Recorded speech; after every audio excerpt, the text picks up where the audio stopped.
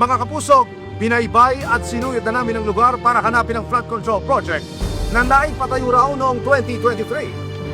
Pero ayon sa mga nakausap namin dito sa lugar, wala silang nakitang nagpusta para ayusin o lagyan ng river troll ang kanilang lugar.